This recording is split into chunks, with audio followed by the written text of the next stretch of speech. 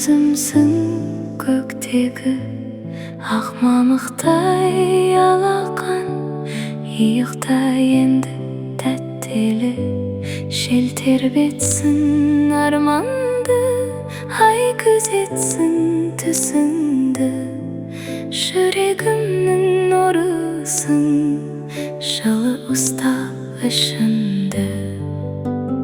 Әлде бөпешім тыныш ұйықта жаным-ай, анаң сені қорғайды, қайда жүрсең әрқашан.